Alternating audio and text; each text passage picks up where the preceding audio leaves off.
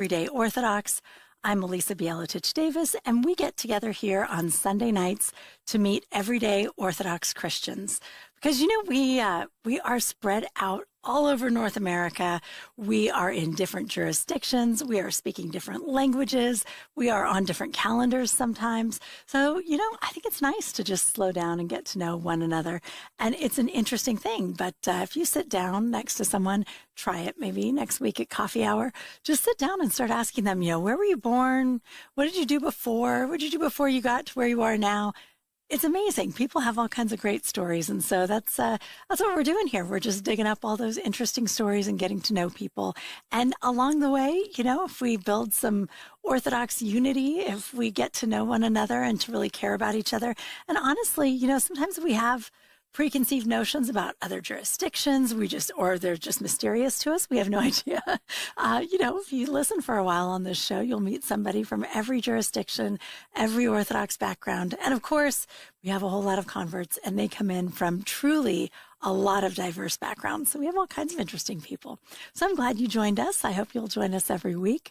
We are on the Ancient Faith website and on the Ancient Faith app, but we also stream live on YouTube. So if you want to see our smiling, happy faces, you can check us out on YouTube.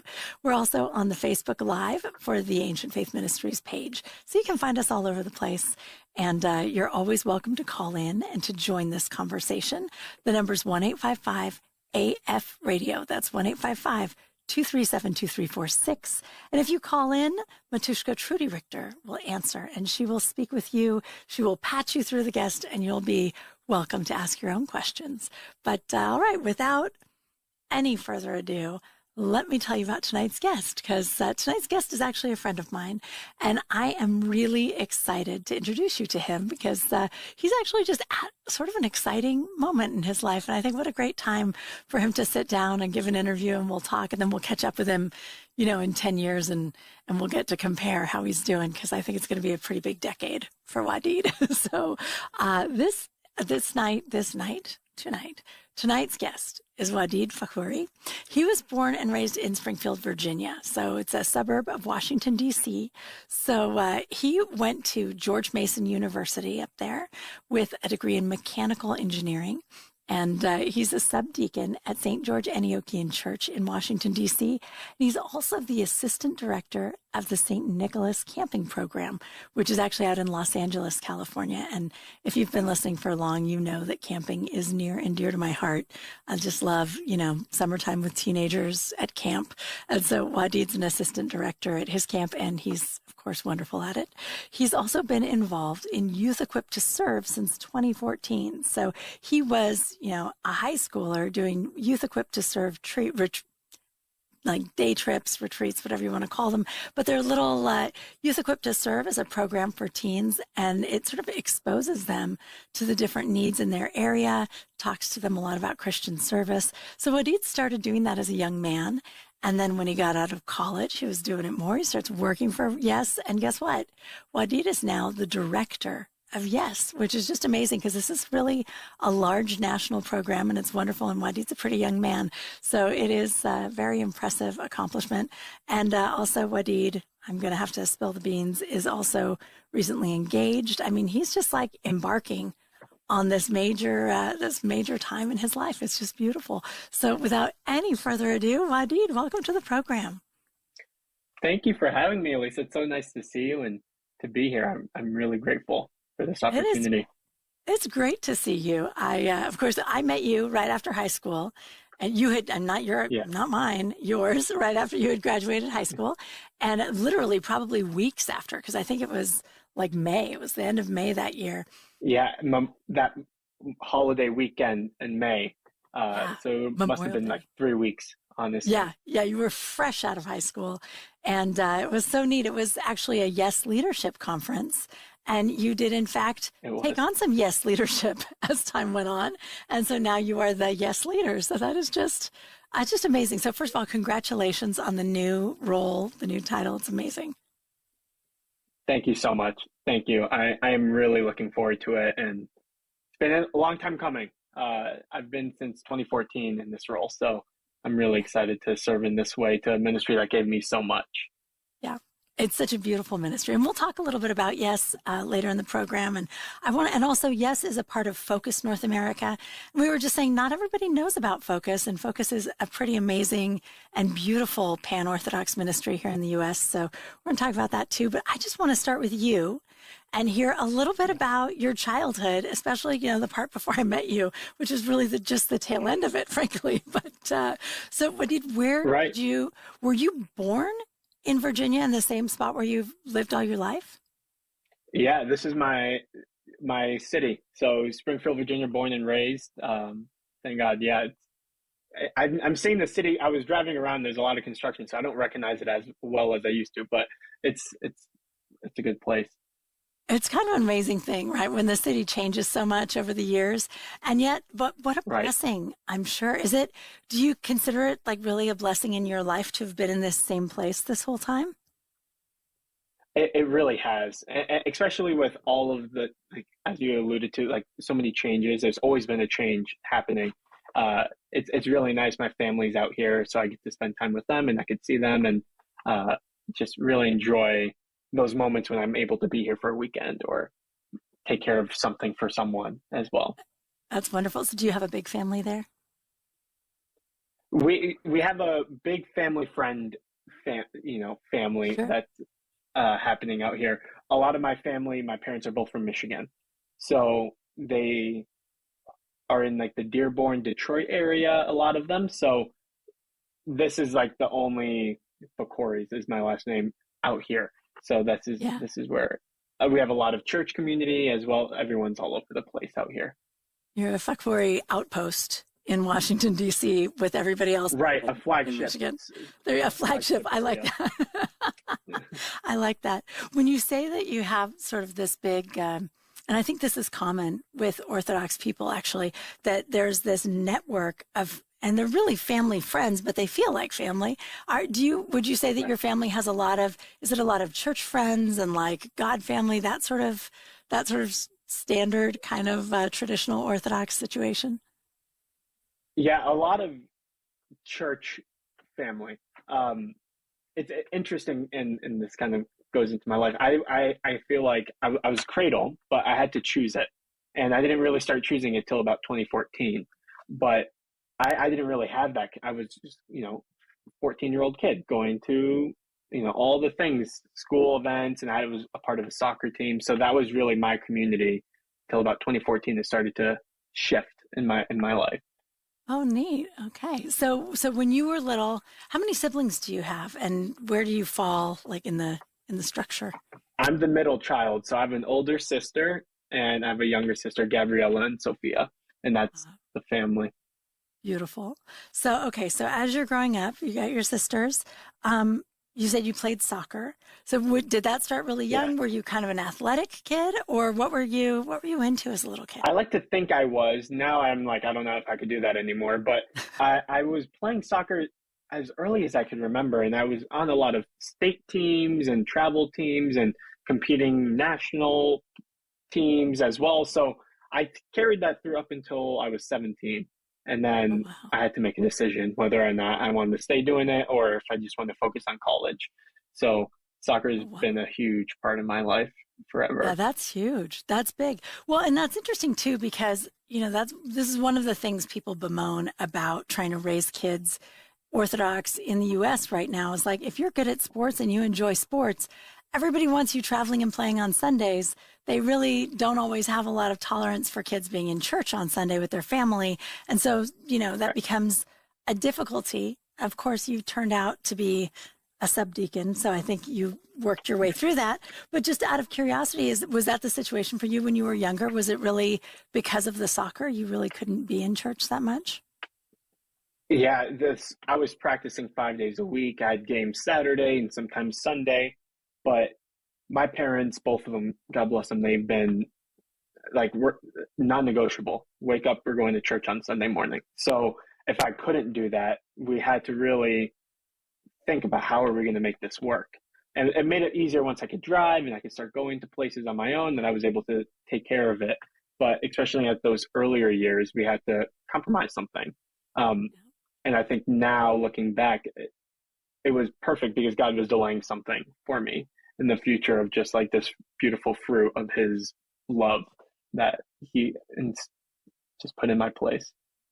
That's beautiful. Well, so that's interesting. So, and I think that that is really kind of the key, right? As your parents are raising you, you love soccer. They're not going to pull you out of soccer, but at the same time, they made it really clear this is a big deal, church. So, like, even though maybe this week you're going to miss it because this game's super important and you have to travel, that's a problem. Like, it's a problem that you're missing church. It's not that soccer is equally important or more important. And so I think, you know, even if you do have to miss sometimes, if it can be framed that way, and if they can kind of, you know, move heaven and earth to make sure that you're in church almost every single Sunday, like that, it can both be done, can't it? So there you go. Yeah, absolutely. Just Great. communication with the church, and then communication with the coach, and just saying, hey, I want to do both of these things, and how can we make it happen? Well, and so as you mentioned, right, your focus though, and the people in your life and kind of where your attention was really soccer. And it wasn't church as much at first. But then, Yeah. but see, and I think it's so interesting because the fact though that I think that you were there and that your parents kept you there and they kept you kind of tied to it meant that when you were ready to have that awakening, it was all right there for you. Right. It wasn't some Right. weird, strange, like, oh gosh, where are we going to go and who's going to be there and what's going to happen? It's already there waiting for you. And when you're ready and you open to it, you know where it is and you know exactly what to do. And so thank God. Exactly. And that after that point, since 2015, 14, my life has felt like that. There's this opportunity, and it's just up to me to say yes and just allow God's work to continue to play out. I mean, I think that's really always true, right? We just don't always see it. We don't know it. But there you go. Right. So tell me, what happened in 2014? You know, I feel like a lot. The first big thing was in 2014, that summer, I went to the Antiochian village. My older sister, Gabby, wanted to go, and she was like, you're coming with me.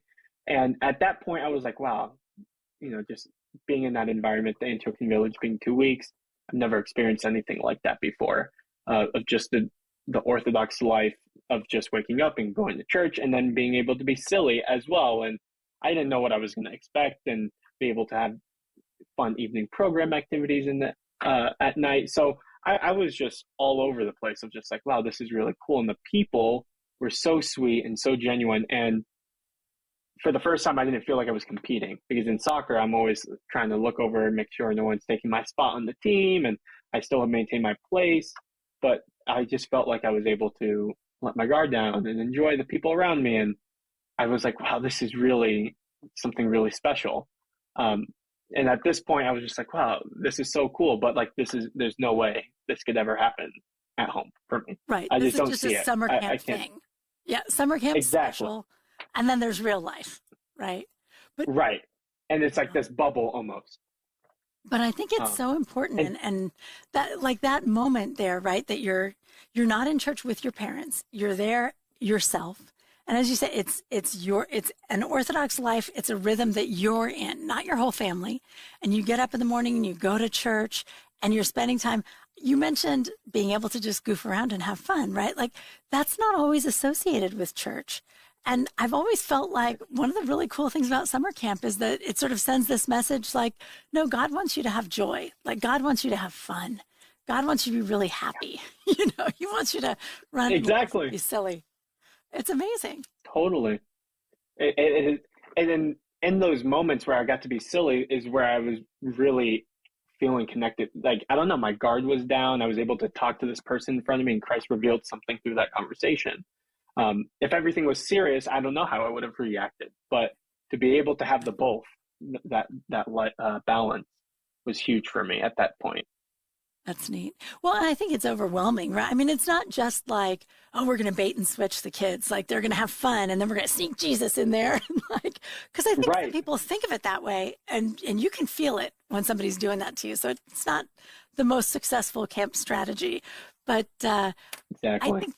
I think there is something to that, though, that like I don't know, even as adults, they talk about like spiritual indigestion. Like, even if you're a real motivated adult and you want to read the fathers all day and stuff like that, like you read too much and you kind of overwhelm yourself and you like can't take it all in, right? It's so Absolutely. tell me, do you remember the staff from when you first went to Antiochian Village, or do they all mix together all I the don't, years? and still continuing with the camping ministry, all of them blur, but I do remember my counselors. That's a big thing. I remember my first counselor. His name was Zach. Um, After that, forgive me. Right. No, Lord, there were so many. no, it's true, right? Because I mean, you go to camp several times and it's like the same cabins and the same kids, but different staff and everybody's moving around. But you mentioned that there was something about the staff that they were really genuine. And I'm just curious, as a kid, what did that mean to you? Like, what did it mean to have these, maybe college kids and young adults around you? Yeah, and similar to soccer too, I was always looking at the players that had more experience. I was looking at those high schoolers when I was in middle school. What are you doing? How are you doing it? So I really valued that. And similarly with the camps, there's a guy in front of me who's a counselor who took time out of his summer, and he looks like me. He kind of knows what I'm going through, 4 years removed from it. So it made it where I didn't feel necessarily like there's someone overwatching me, but it was a person that's like in the same area of life as me, just trying to figure it out, trying to figure out the next step. So that just age, I don't know, that mattered to me a lot. Yeah.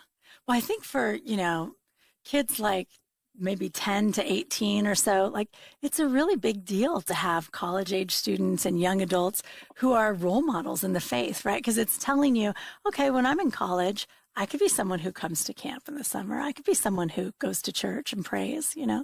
It's, Right. that's beautiful. I love that. So you mentioned he looks like you. So tell me a little bit for the audience. What do you look like, and what do you mean by that? Just that it's not so at my church, like the Sunday school were always just like the moms that had extra time. My mom was the Sunday school director, so she would get her friends to help out with it. It just was an older person than I that doesn't understand, and I try to explain to my mom some lingo that is going on in today's world, and it's a completely different language. But now, like at that point, this guy speaks like me. He talks like me. He gets the same references. He's on the same social media platform or whatever it is, and like he gets it. Like he gets the struggle that maybe I'm going through as a 14-year-old high school boy going into his freshman year and whatnot. So yeah, that sort of, this is what he like. They look like me, and that's what I mean. Yeah, absolutely. That's cool. That's really neat. All right. So, Yeah. okay. So you come in, you love Antiochian Village, but it's like, okay, I'm going to go back home and life is going to be just all soccer and all competition. And so then what happened after camp that year? Well, pretty fitting. So there was, at this point in the Yes world, I know they were doing different city retreats, and I believe that fall was the Yes trip in DC, and my church really wanted to get investment in it, and we all went, and that was a switch for me. This Yes trip, where I was like, okay, I just experienced this awesome thing at camp about Christian life and love and joy and just taking care of your brother and your sister and just being there for someone. And then it didn't feel like I was able to take that home. And then there was this Yes trip where it was all about just serving your neighbor, loving your neighbor in a place like DC where I could see the Washington Monument that I drive by every day to church, and it just made it real. Like in my home, it brought camp home for me. That love and that life that I was needing. Maybe I didn't accept it right away, but it brought it and made it more tangible for me to be like, okay, I can do this at my own house. I love that connection between camp and Yes, because there is a kind of similar ethos, but really Yes is not at all a camp, right? It's not a camping program. It's not a weekend retreat. Tell me what it is, because most of our audience probably isn't clear on what exactly Yes does. And I guess let's start with what Yes was doing back then, because I know Yes has really evolved over the years. But what was Yes doing back in 2014 when you first came on board? Yes, at that point in its history, first of all, it's the youth and young adult program of Focus North America. And that is the home since a few years, since 2009 is when I want to say. So they have, Focus is the Fellowship of Orthodox Christians United to Serve. And they do that, and similarly with the letters of focus, through food, occupation, clothing, understanding, and shelter. And so that's what Focus does, is they have different flagship cities where Orthodox parishes gather together around a similar issue. And they've been doing that since 2009. So Yes has always been this national program for youth and predominantly youth at the time, but also young adults, where they would have these weekend retreats. And they were 3 days from Friday to Sunday, where you were able to engage with the poverty of your community, and poverty, not just, someone that is experiencing homelessness on the side of the street, but maybe someone like a mom with 3 kids and she's walking her kids through hustle and bustle in the city of DC, or a tourist that doesn't understand maybe where they're going, or just any sort of poverty, spiritual, environmental, education, whatever it is, and just being able to serve and love that person. And when you really break down poverty that way, in my head, I was like, wow, like everyone's experiencing poverty. So everyone can feel loved and be supported. So at that point, Yes was focused on these Yes trips that were 3 days, and they were doing it in different cities across the US. And kind of that was taking us through a lot up until about 2018, 2019. We started doing these monthly call to actions, and then the pandemic hit, and we shifted these call to actions to now having these opportunities for our youth and young adults to have a Yes series, which is an opportunity for young adults to come and connect on a topic, always predominant to the times that we're facing, and they're very thought out, of just things that people are feeling heavily. So coming out of the pandemic, it was, how do we have conversations about difficult things in a healthy way? And at that point, there was a lot of things happening. And so it's always been looking at the times and just connecting with the youth and young adults of something they may be experiencing. And we have fantastic speakers. Katrina Batar, who is our interim director of operations for Focus, who is my predecessor. She, as well as myself, for this fall, we will be actually giving a conversation about navigating transitions and changes. So Katrina and I will be able to share a little bit about the topic, and then we'll give about 20-ish minutes or so to the youth and young adults to break out into their own age groups and then have a conversation about that topic. And that's on, and that was a pandemic right? shift. Like that's on Zoom? Correct. Yeah. Because yes, back that's in a the Zoom pandemic, call. Yeah, I mean, Yes was always in person, right? And then the pandemic, everybody's in their houses, but they were so disconnected. And here's this opportunity for a beautiful service where Yes is like, oh, well, let's connect. Like, let's get together and talk about it.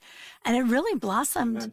I mean, I thought it was neat because, I remember at that point, because I'm on the board of Yes, and I'm interested. I don't really do anything at Yes, but I like to be around and just see what's going on. But you do more than you know.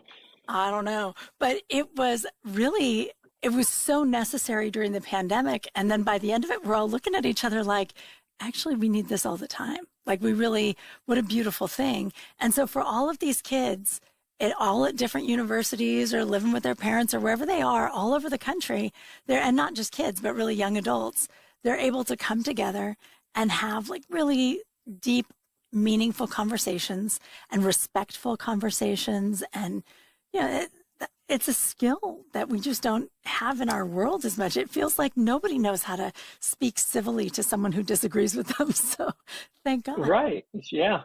Yeah. Absolutely. And it really has allowed for us to have an open door to anyone to join the youth and young adult program, right? So, we could only have so many yes trips and now we go to communities that ask us to come and host a yes trip. So if anyone's interested listening out there, you could reach out to me. We would love to connect. I would love to connect with you all. But what if, a parish doesn't have a huge youth group or a huge young adult group? What do they have? And then now they're able to join these yes series calls. And even that over the last few years has really evolved as well, where one of these yes series, we have different times of the year. Lent, we have a yes series, and we have one coming up now in like the start of the new September called our mini series, and then Advent, and then we have a New Year's series. And that New Year's series really evolved into this opportunity to connect the older generation with the younger generation and being able to have those conversations. Or so, Lisa, you've been so wonderful at speaking at, but it really evolved into this, okay, now we have this awesome space for these young adults and youth to talk. Now, how do we connect them to, what's the next step? And the older generation that is connected with yes, or even see their kids signing up to the yes calls, were interested and was like, okay, I would love to do something like this. And thank God it's called our Bridges series, bringing everyone to the table. And it really does bring everyone to the table. Everyone from high schoolers to however old you are 60s. Is able to come and talk. We've had people like up to their 60s, I think. And it's just, absolutely, it's so cool because part of it is just like, let's learn how to talk to each other across a generational divide.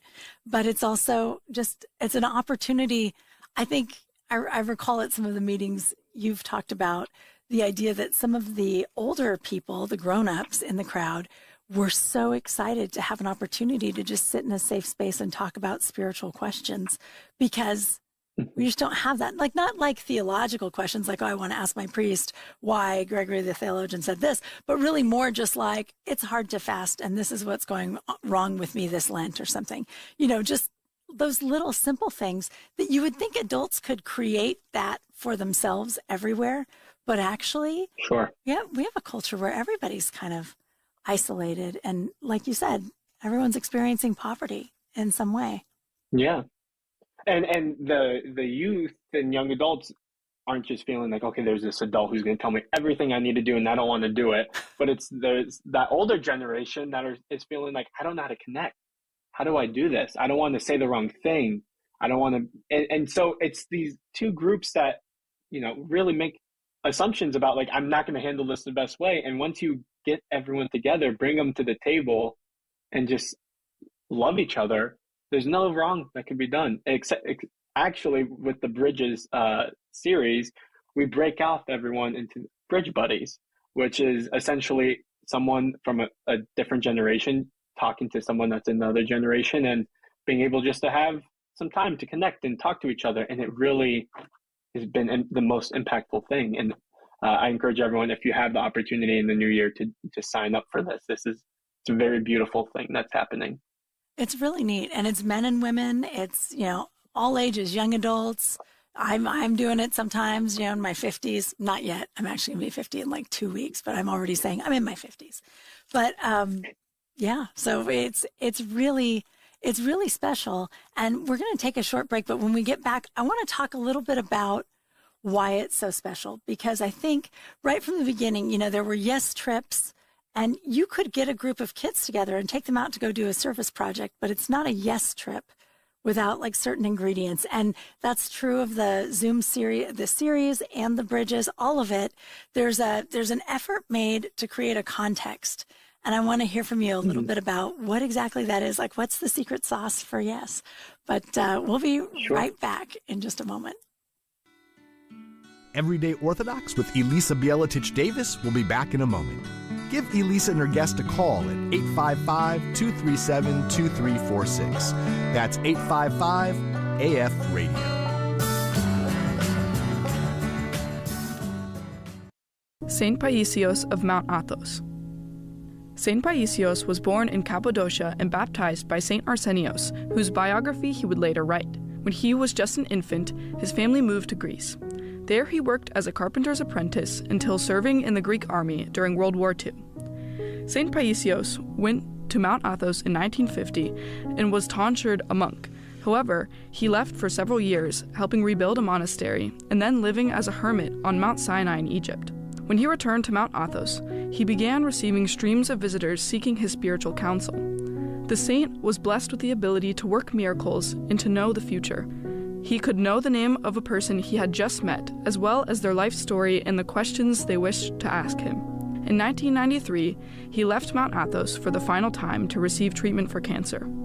He patiently endured pain and continued to receive pilgrims in his hospital room. Saint Paisios reposed on July 12, 1994, and was glorified as a saint in 2015. Taken from 102 Orthodox Saints, an illustrated guide by Sarah Wright and Alexandra Schmalzbach, illustrated by Nicholas Malara. Available now at store.ancientfaith.com.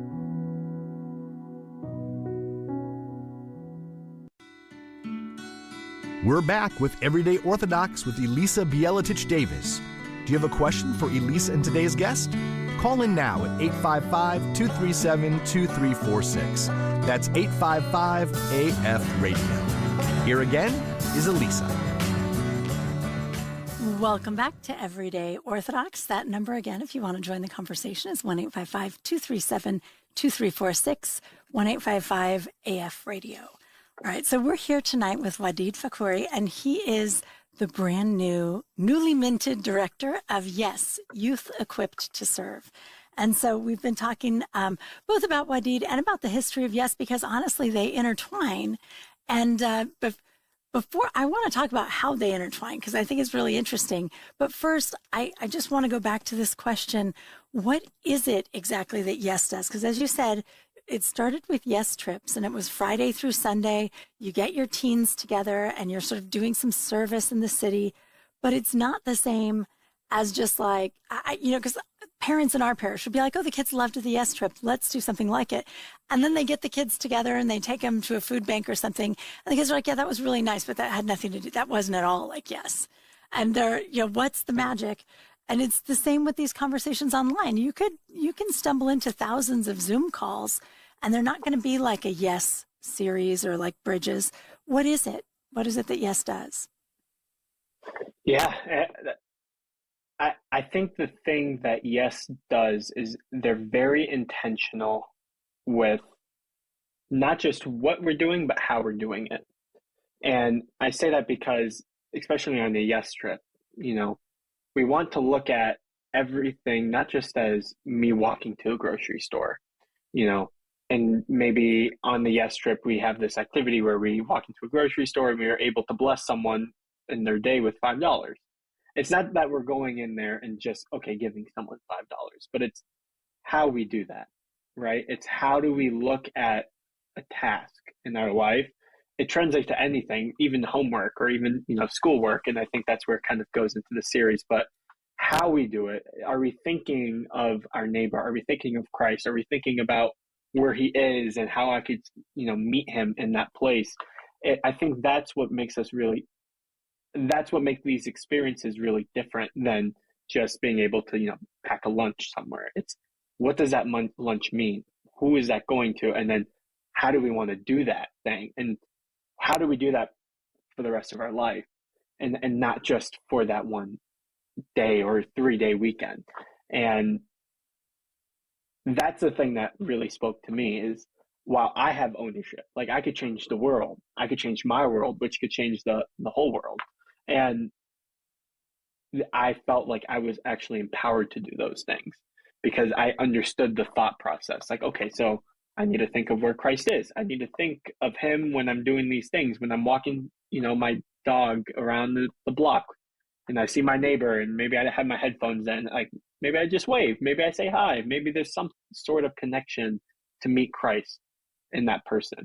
And I think that's the thing, is every person is the image of Christ and being able to recognize them. So there's nowhere he's not. So everywhere is a place to meet him and love him. and that means loving our neighbor. So I think that's what we do that's very special, and it translates to the series where you're able to just have conversations, but are we really being able to fixate like the North Star being Christ and our neighbor and who we are, which is just, everyone needs that love. We talk about that, any sort of poverty, if we just love, then we're able to be Christ in that moment for someone. And I think that's what really makes Yes so special to me, and I hope and pray for many others to come. I think so. And it's, like it's sort of just framing it like that, right? It's just bringing the kids together, calming them down, talking about, first just sort of how do we treat people respectfully, and then how do we find Christ? Like if he's everywhere, it's almost just like having eyes to see the kingdom all around you, right? It's just to understand you are in God's kingdom. Christ is right in front of you, and everything you do is a moment that you're spending with Christ, and how are you going to spend it? And when you're aware of that, everything has meaning, everything is beautiful. And I think what the kids really respond to is that they feel this joy in it.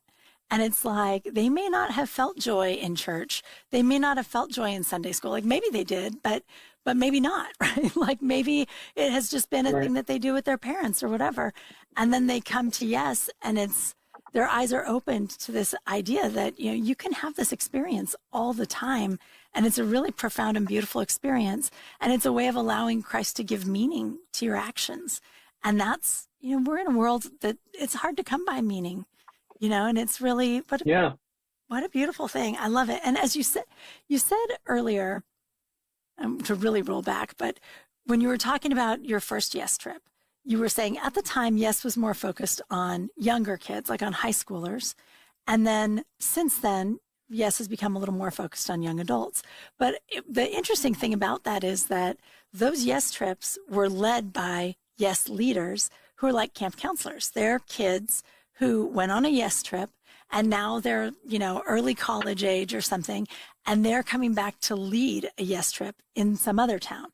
And so that was, from the start, Yes was always this organization that took high schoolers and sort of exposed them to this way of seeing the world, and then gave them opportunities for leadership, whether that was just giving them the confidence to go lead in some other arena, or it was actually giving them opportunities within Yes to become leaders.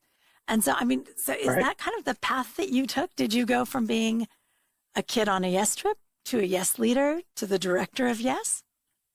Yeah, a lot of steps in between, but I was going on trips everywhere I could. All the DCS trips, I would travel to Pittsburgh, I would go to different places to go on a Yes trip. I just wanted to experience it. And then in 2018, I became a Yes leader after I met you, Elisa, and I became a Yes leader, was leading on these Yes trip experiences, which is also so special that we're like at that point in my life, I was able to go, and going into college, that's a whole thing, right? The whole mind-breaking moment. But then I became on the ministry team, which is helping support the Yes mission and the programs within it, while I was also a Yes leader. And then I became a part-time employee, and then throughout college, and then I was able to serve as the program manager coming out of college as the other full-time position. And then, a few years after that, I am now the director, which, I think there's something to that of just youth equipped to serve. And if it wasn't for my experience as a youth being equipped to serve, like the mission of Yes has kind of been, like this is the place that youth are able to have ownership within the church and to be able to serve and be the church in their places. And this is the way it looks like for me. I'm able to be the director of Yes, but there's so many other people that have been equipped to serve and now being churches, and they're being a doctor, or being a teacher, or being an engineer, or whatever it is. And I think it's special. So I look back at my experience, I'm like, wow, this is really special. And then I look back at everyone else's experience, and I'm like, they had the same thing. They were able to be established as the church in their place of work, or at school, or at whatever it may be. It's so neat. It's so neat. But yeah, I love that about Yes, that I feel like there are a lot of organizations that will gather kids together to talk about leadership and what leadership is. Of course, when Yes talks about it, leadership and service, it's truly servant leadership. Like Christian organizations talk about servant leadership. Yes, really, there's such a humility in it, and such a, I'm just here to see how I can serve Christ and the people around me, that it really is servant leadership. But it's also these opportunities to do it. Like, okay, let's go, let's lead. Or the internships. Tell us a little bit about internships, because you guys take on interns and you help them like figure out what they should be doing and then go do it. Like, how does that work? Right. Yeah. So a Yes trip is essentially a community asks us they want to come, and we create and design an experience for them and based off of what they're hoping for. The internship is essentially a Yes trip for one person. And that's actually how we got the Bridges idea of this intergenerational Yes series call. So the internship is a 3-month process that we accept anyone college age to sign up and be able to experience some of those, maybe questions that college students are facing. Who am I? What are my strengths? What am I good at? What's my vocation? And then transition to how do I, connect and be out there in the world and connect with those and share my experience, who I am, with others. And then each intern over the course of their 3-month internship is tasked with a project that addresses a need in their community that they care about. So we could have an intern in, Philadelphia or Boston to California, Los Angeles, wherever, all over the place. But in their specific community, what is a need that they care about, and how do you want to address that need? And we are able to support any intern. We have weekly one-on-one sessions with a mentor, as well as another mentor person to support this intern in their project that they care about. And we've had some really neat ones. This Bridges was one of the interns, Eleni Lewis's project, but we've had many interns that have created a free farmers market at their bus stop in Oklahoma City and at Oklahoma University, or we've had people that created resources for connecting the love for the environment and Sunday school curriculum and trying to connect that and being able to share that with people. So we have people all over the place that have their hearts are so deeply rooted in Christ, and it's so cool to see how Christ speaks to the world through them. And it's a really special thing. It really is. So if you know someone around kind of college-ish age who is sort of searching a little bit, like this is a neat opportunity. It's just like, okay, you're searching, come here. We'll guide you with it, and we're going to walk with you, and we're going to just constantly encourage you and tell you, all right, do it, let's go. And we're offering so much support that people have pulled off amazing and beautiful things. I always love it at the end of every intern season, there'll be like a Zoom call where everybody will present what their project was. And I always try to attend those because they're so inspiring and they're so great. I mean, they're doing beautiful things. It's really neat. Yeah, but, absolutely. All right. So for you then, so you graduated from high school and you were going to George Mason University. You're going into engineering. But then I met you at the Student Leadership Initiative. You were already super into Yes, and you were very enthusiastic about it. You were super fun. I really enjoyed getting to know you just at that moment, right? You were just this like energetic, thrilled person. And so we spent a weekend in Arizona and, Phoenix, and we did some cool stuff. We got to meet really interesting people and go cool places. But as you're going into college and you're studying engineering, how's it all fitting together for you? Like, are you thinking that your service to Christ is going to be through engineering, like that somehow, or what were you thinking? Because I don't think you knew you were about to be the Yes director in a few years, I don't think that was. Yeah, I did not. And I think, what was I thinking? A lot of things, honestly. So it really started off as just like, these are two separate things.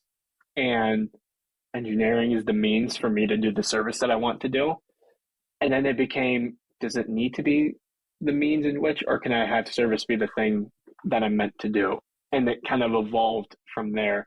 I have a strong passion for youth. I just love being around kids and, creating programs for kids and ideas for them to stay involved. And I just love, just serving the youth. And that really sparked at that point, around my sophomore, junior year, to be a teacher, and like a high school teacher of some kind. And I was like, okay, like I'm going to explore this. But at my school, they said that they need you to graduate with a degree in something and then go to their teaching school. So I was like, okay, so nothing changes for my plans. I'm still going to study mechanical engineering. I'll be able to work, but I would love to teach. So I just kept going, and right around when I graduated college, I was applying to jobs. I had the thoughts of like, is this what I'm supposed to be doing? Is this how I should be doing it? And I applied to a bunch of places. No one got back to me. No one accepted me. And there was an opportunity with Yes, where I was just like, okay, I'm going to say yes to Yes. And I was able to work as the program manager at that point in my life. And that just, ever since that point, I just went, it always has felt like a clear, like, I don't have anywhere else to go. Where do I go, God? Okay, go this way. And I just have to say yes. And it's been this huge blessing. And I would have never expected even this at that point in my life, 2022, when I graduated college, that I would be in this position right now. But thank God, and He believes in me, and I'm going to answer the call whenever he gives me a ring. That's right. In a recent board meeting, we were talking about this, and Katrina mentioned, so Katrina Batar she really formed Yes, right? I mean, there were other people had started it, and then they took her on when she was really young. Like you, she was a young adult, and they were like, okay, we think you can do this. And she became the director of Yes, and she ran it beautifully for quite a while. And then now she's moved up to be like higher up in focus, and you're taking the helm at Yes. And I really liked it that she pointed out, they trusted me when I was young, and I appreciate that everybody trusts Wadid, because you're just 2 years out of college. This is a big job. Yeah. And but you know what? You're totally up for it. I mean, I've seen you do your work as the program manager for the last 2 years, and you've just been fantastic. I have no doubt that you're going to be wonderful as the Yes director. Thank you. I'm excited about it. Now, one thing you had mentioned, Focus, the larger group, Focus North America, has these different centers in different cities where they serve the population in whatever ways needed in that city, right? So some of them, maybe they're addressing like homelessness, maybe some of them are addressing hunger, whatever it is. Yes, though, becomes like a gateway for that. How is that? Like, so if I were just listening to this program and I didn't know a lot about Focus and nobody in my town was doing this, what do I do to get involved? Like, what is that path? What does that journey look like for people who are interested in moving into this a little bit? Yeah. So Yes isn't just the youth and young adult program of Focus North America. We really do have opportunities for anyone and everyone to serve and ideas to serve. So we engage in, individuals as well as groups and parishes into different initiatives. And we have a year-round calendar of initiatives that we offer. We actually, as of today, just wrapped up our summer initiative, our back-to-school backpack program. So, we all have a winter initiative, which we have more information to come, as well as a springtime initiative, which is our community connections, which is a beautiful opportunity to connect with an organization in your community, with your parish or ladies group or men's group or whoever it is. So we have these opportunities all the time for parishes. If anyone's listening and wants ideas to serve and just to experience it, really this mindset of service in which I've described is something that Focus shares as well. So if you want a taste of Focus, you could get a taste of it with these local initiatives. However, if the Focus Centers is a communal pan-Orthodox thing across the city, and there's city centers on you can look at our website, but we have some in St. Louis, Los Angeles. We have in Detroit. We have one in Minnesota. We have them in Cincinnati. We have one in Houston. We have them all over the place, and we're growing. Thank God. We're adding centers and so many places. God's really blessing the work of Focus right now. So we have places all over. So if you're near those areas and you would like to check out a Focus Center, they're always looking to welcome someone into their community, into their spaces. So we have that as well. Also, these yes trips that I described, that ethos of service. If you want to experience that, we have reach outs that we offer, which is essentially a parish-wide yes trip that anyone in the community can come together and go to this this day of service.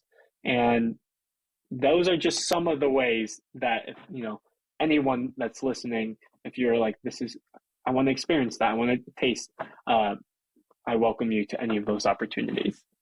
Well, and I love, as you say, it's a day of service. There are all these opportunities. There are a lot of service opportunities in the world, but yes is different because it really does sort of frame it in a way to sort of teach you to see everything as service. And it's eye-opening. I think that's the phrase that kids always use about it, right? When we ask, right. Afterwards we'll say, what's your feedback? And it's always like, this was eye-opening. This was amazing. Like that I can just live my life and also be serving Christ every minute. That's amazing. And it's beautiful. Exactly. Thank God.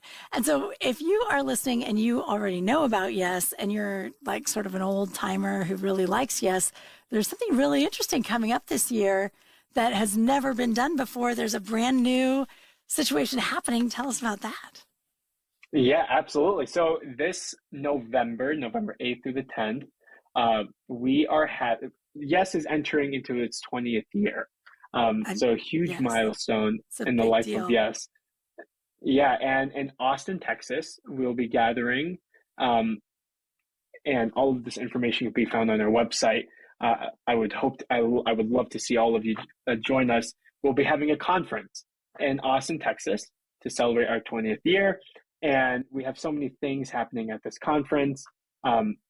We're going to be discussing, the theme of it will be overcoming the obstacles of service. So a huge question that I think I even ask sometimes, how do I overcome these sorts of things that we'll be navigating? Elisa will be speaking at the conference, actually, as well as we have Father Michael Nasser, who will be sharing as well, and Jason Catanese that will also be joining us.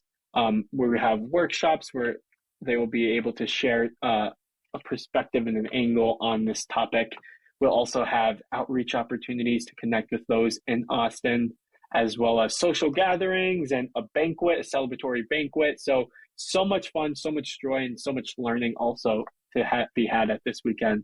And registration is $125. So we would love to see you all there. It's going to be great. It's going to be really neat. I'll be speaking about how to serve when perspectives differ, like when you disagree with the people around you, how do you still serve them, right? Which I think is the problem that we all deal with these days. And then Jason's talking about how to make an impact when the problem feels too big. When it's just like, this is overwhelming, I can't solve this whole thing. How do I stay motivated? How do I do it? And then Father Michael Nasser will speak about how to share the burdens of others without being overwhelmed, which is also, I think especially like a lot of our Yes kids are very empathetic. And I think that that's going to be a really helpful one, right? Like, how do I not get overwhelmed by what's going wrong with someone and just try to see this joy and this service and love? And I think it's going to be beautiful. It's going to be a neat weekend, and I cannot wait. So I'll be there. Wadid will be there. And actually, I will be there as well. Everybody. Steve Cristoforo will be there. He's the new leader of Focus North America. Interim director. He's the interim director, so he'll be interim directing us all over the place in Austin. Yes. And no, it's going to be really, I think, a beautiful weekend. And if you're listening and just sort of that energy of Yes just appeals to you, come to the conference and just hear some talks and meet some people. And, you can talk to some of the Yes folks on the side and see how you might fit into this and how this might work in your life and in your parish. But It's a beautiful thing. Wadid, I'm so excited for you to be the new director of Yes. It's amazing. And I just think you're going to be fantastic. But I mean, the thing is, I feel like that's actually not your biggest news right now. I feel like that's a really big deal, but you are embarking on something that's a way bigger deal. Yes, I am. I have recently gotten engaged, and it is a beautiful time. Thank God. I mean, Wadid is a really great guy, but I'll tell you what, he's also the luckiest man on earth because, you know, I happen to know him through Yes, actually. And did you meet your fiance through Yes? I met her through both the camp in California and Yes. Yeah. So both for summer places. Camp and Yes. Perfect. But yeah, I met her through Yes. Yeah. And we got matched up with Yes, actually. So we got to talk like weekly. It was so much fun. She's great. And Wadid just like snapped her up. And see, there's a man who spots treasure and is just all over it. It's fantastic. I think you guys are you're a beautiful couple. It's going to be really wonderful. So a very hearty congratulations to you. But thank you. That's exciting. But and I want everyone to know the website of Yes so that they can go and find all of this information, both on the conference, on the series. If Bridges kind of spoke to you when we were talking about it, this is where you're going to watch for information. You might follow them on social media as well. So tell us, where's the website and who do they follow? Yeah, so the website would be www.yesnorthamerica.org, and that's where you can see all of the different things that we offer. Our social media our Instagram is Walk with Yes, and the Facebook would be Youth Equipped to Serve Yes. So you can find us on all the platforms, and all the information on all the things are on all the places. So yes. Yeah, if you use Instagram, Walk with Yes is great because they're constantly putting up whatever the latest thing is. But just always go to focusnorthamerica.org and you can see everything that's happening. But I hope in particular that some of you will be moved to join us in Austin in November because I think it's going to be a really neat gathering. It can't help it, right? I mean, you get a bunch of like Yes alumni, Yes leaders, get them all together and just. You know, everyone involved in Yes, I think is so inspired to just live a really Christ-centered and service-centered life. They're neat people. You just want to spend time with them if you can. Absolutely. From all walks of life, again, doctors, teachers, all types of people just wanting to love and serve God in all areas of their life. So I hope to see all of you there. Yeah, absolutely. I can't wait because I just look forward to seeing people that I haven't. I'll be like, oh my gosh, I remember when you were 19 and you came and led a Yes trip for us. Like, what are you doing now? It's going to be great. Yeah. It's going to be really neat. Well, Wadid, I'm so proud of you. I'm so excited for you. Congratulations on everything. Thank you so much. And thank you for having me be here and being able to share this time and share myself with everyone. I really appreciate it, Lisa, and love you so much. I love you too. And I look forward to having you back, in a decade and finding out what kind of amazing life you two are building together and what crazy things are happening with Yes and just fantastic stuff. It's good to see you, Wadid. Good to see you as well. All right. Well, thank you, Wadid. And thank you to our audience. Thanks for joining us. Come on back next week and meet another Everyday Orthodox Christian. Good night.